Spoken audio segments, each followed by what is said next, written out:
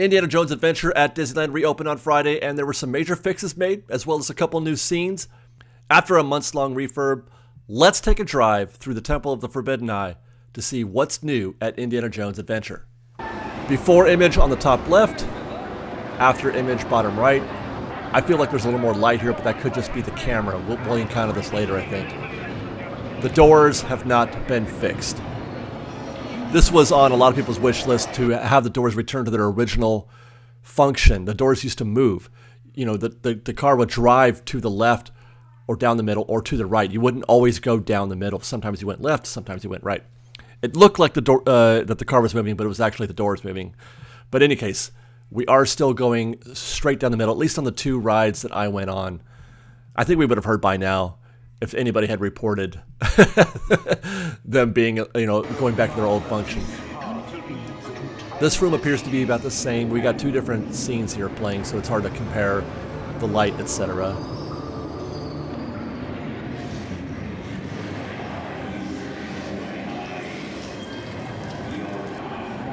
Okay, entering into this hall towards the Gates of Doom, it feels like there's less light in the after image. There's less light. There's more light in the top left in the before image.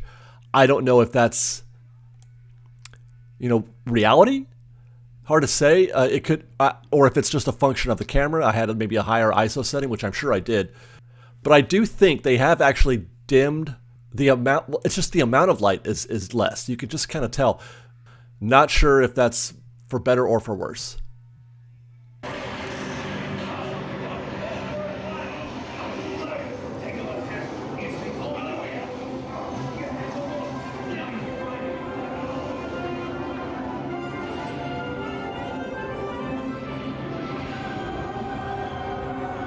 Now, in this case, I do think there is more light on the skull, on the rock skull. We're going to see this in a little bit. I do think that there is more light on this, which is why it's so washed out, in the after image, less so in the before image. I know people ask, no, definitely no falling rocks here still. You get the sound effect, but the effect of boulders falling on you was not restored, and it never will be. That stopped working right away when they opened Indiana Jones, 100 years ago. And I don't think there's any chance that that's coming back.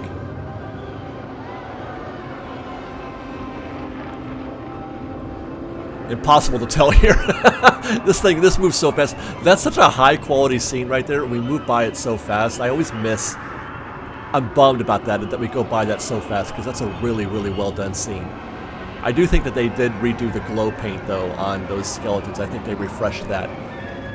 Seems like a good opportunity to do that as we go through the scarab scene there. And we're on the bridge. Stop here. Slightly more light. Again, could be a function of the ISO setting, but I'm not positive. Does seem like there's more light in this room than there was before. I've had somebody suggest in comments to the original video that we did here that some of the sound effects have been heightened or made more crisp. The bridge here is an example of that, where he's saying that the sound of the rope snapping on the bridge is a little more pronounced. Hard to tell here, though I think it might be easier to tell when you're on the ride itself.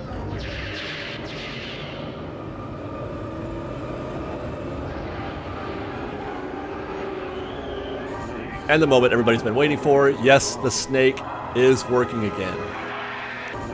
You might also notice that there's definitely a different lighting package on this snake. You could see that his head was cast in shadow, and it was just sort of the light gave it a green and white hue. There's a lot more color in the after image. The entire snake is lit, including his head.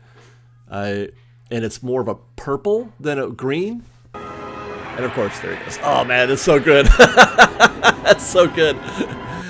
All right, okay, we'll stop here again, because you can see again, there is more light. Absolutely more light. I mean, it's to the point where it washed out my camera. I had to, I would have had to adjust the ISO on the fly in order to get that right. But they have definitely lit the stone skull here quite a bit more.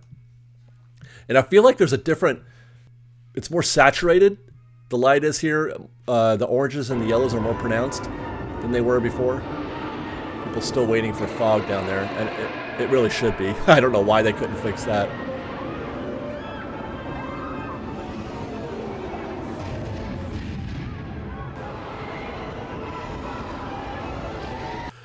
Okay, so here's the new effect, the first new scene. It's this sort of spectral effect, like lightning, but it's not lightning. It's just sort of a spectral energy. I don't know how else to describe it. I should have been a poet. This is in a space that was empty before. It's about where the rats would have been. You'll hear the sound effects in a second, where from the old video, where the rat sounds would be. But that effect, the rat effect, hadn't worked for a very long time. It had been a long time since the rats worked. So this whole room was in total darkness. So they've added this sort of spectral effect here, which is really neat, but hard to catch. Hard to catch with the camera. I had to, it's hard to catch up with it.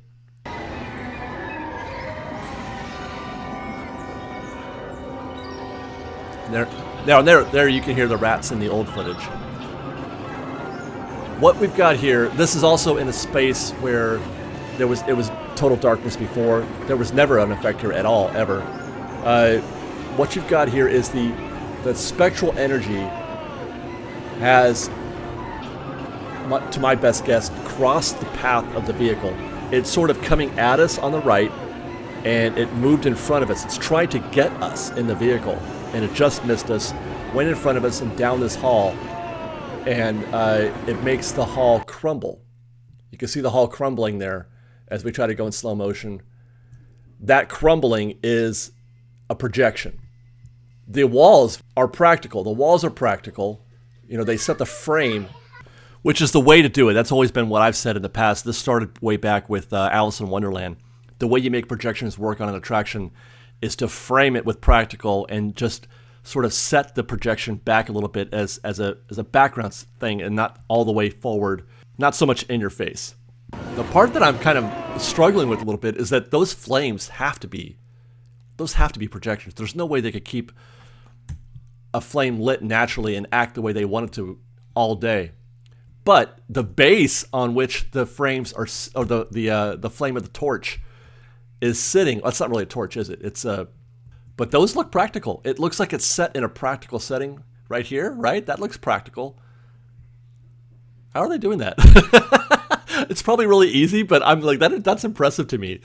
I really enjoy the fact that they were somehow able to put a projection. It's like a hologram.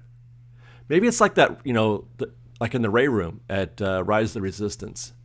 Very cool additions, those two new scenes, put in a place where nothing was before, so they didn't have to interrupt the existing show. They didn't have to change the existing show in order to make this happen. And it was kind of awkward. Though that black darkness for a good 30 seconds or so in the before times was kind of awkward. So I'm glad that they did something there.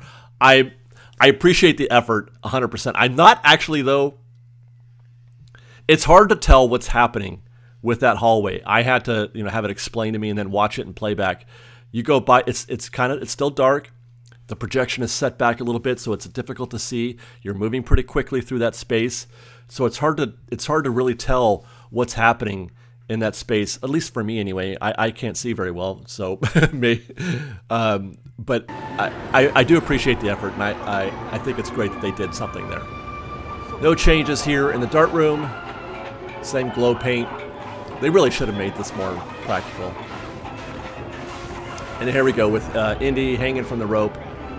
You can tell that there's a lot more light on him now. Again, they've changed the color palette of those lights as well. Before it was just a simple, like a yellow, like a natural yellow light. The colors now are more red and purple. It's more saturated. It's brighter. The light is, creating. There's more light in that space. All around him and the rocks around. I mean, you can see it's very clear how much different, the color and everything is there. And that's not the camera doing that. That is natural. And then the boulder's rolling. Well, it appears to be rolling. The boulder's rolling. That's working again. Fantastic. High five to Disney on that. Well done. I'm so glad that they were able to get that fixed. Let's hope it sticks.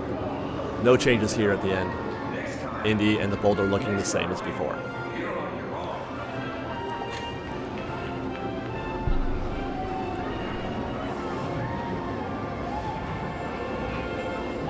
So that's really cool. More than I was expecting personally. As we got closer to the reopening time, I thought, no, they're not going to do anything. We would have heard something. They're not going to do anything new. It's just going to be repairs. They're just going to fix stuff. So it's a question of degree in terms of how much they fixed. So I was really surprised. It took me by surprise when I saw those 2 new effects. Happy to see those. That was exciting. And of course, good to see. I always prefer more light than less in these dark rides. Not just because I film it, but because I just feel like it adds to the show a little bit. It gives you a little bit more clarity. Some were hoping or expecting Dial of Destiny. We had heard some rumors from folks that are saying that there would be Dial of Destiny references. None. Well, unless Dial of Destiny has a spectral thing happen like that, where there's these bolts of energy or lightning, as it were, that creates, maybe that's a factor in the show. Or in the movie, but I don't know. But I think Disney would have said something. We would have heard something from Disney if they were going to do any specific references to Dial of Destiny. So, and I'm grateful for what it's worth. I'm glad that they didn't. I feel like the Temple of Doom is its own show. They shouldn't be referencing other Indiana Jones films. The Temple of Doom is its own installment in the franchise. Now they make nods to some obvious Raiders of the Lost Ark tropes. The boulder, obviously, and I guess there's a boulder in everywhere Indy goes. Every temple that he attempts to plunder, there's going to be a rolling boulder, perhaps. I don't know. But for whatever it's worth, I'm glad that they didn't put any references to Dial of Destiny. Looking forward to seeing the film, though. I sure hope they were able to redeem themselves somewhat from Crystal Skull, because Crystal Skull, while it had its moments, but with the end and aliens and UFO buried into the mountain, I don't know, that was kind of dumb for me. I should mention, by the way, this is something that we can't pick up on with a camera. I should mention that it is my understanding that they did also do a lot of technical work on the track and the ride vehicles and all that stuff to hopefully make it more reliable. That said, they did a lot of work on the track for Pirates of the Caribbean, and that wound up backfiring on them the first day anyway. It's working great now, but man, they had some trouble with that track the first couple days. But yeah, I do believe that there was some structural stuff, practical stuff that was attended to as well, which is great. It's great, and it's not something that we can tell when we're riding. I mean, it felt great to me. It felt normal. It didn't feel at all like aged or anything like that. And Evan Layton, we met him that day. He said that the cushions on the seats are softer, more cushiony. I didn't notice myself, but there you go. That's a thought. Thanks for watching, everybody. That's our before and after update for Temple of the Forbidden Eye. Hope you enjoyed.